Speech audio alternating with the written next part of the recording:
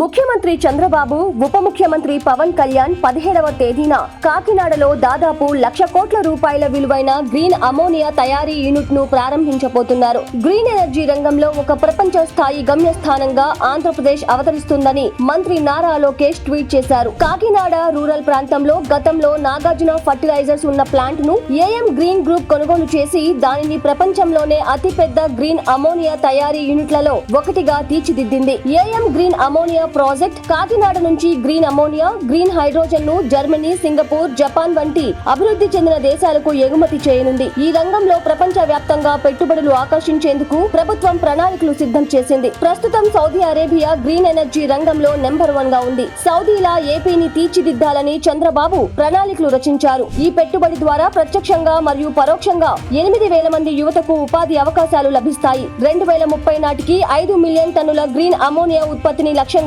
పెట్టుకున్నారు. ఇది భారతదేశ జాతీయ గ్రీన్ హైడ్రోజన్ మిషన్ లో 20% వాటాను కలిగి ఉంటుంది. గత ప్రభుత్వ హయాంలో గ్రీన్ ఎనర్జీ కంపెనీలు ఎదుర్కొన్న ఇబ్బందులను తొలగించి పారిశ్రామికవేత్తల్లో నమ్మకాన్ని కలిగించడంలో మంత్రి లోకేష్ సఫలమయ్యారు. ఇంటిగ్రేటెడ్ క్లీన్ ఎనర్జీ పాలసీ 2024 ద్వారా Tata power, NTPC, renew power వంటి దిగ్గజ కంపెనీలను ఏపీకి రప్పించారు. గ్రీన్ అమోనియా రవాణా కోసం జర్మనీకి చెందిన యూనిపర్ వంటి అంతర్జాతీయ సంస్థలతో ఇప్పటికే ఒప్పందాలు పూర్తయ్యాయి. పర్యావరణానికి హాని కలిగించని పద్ధతిలో గ్రీన్ అమోనియాను తయారు చేస్తారు. దీన్ని వ్యవసాయానికి అవసరమైన ఎరువులాగా వాడతారు. విద్యుత్ ను అమోనియా రూపంలో నిల్వ చేసి అవసరమైనప్పుడు రవాణా చేయడం సులభం.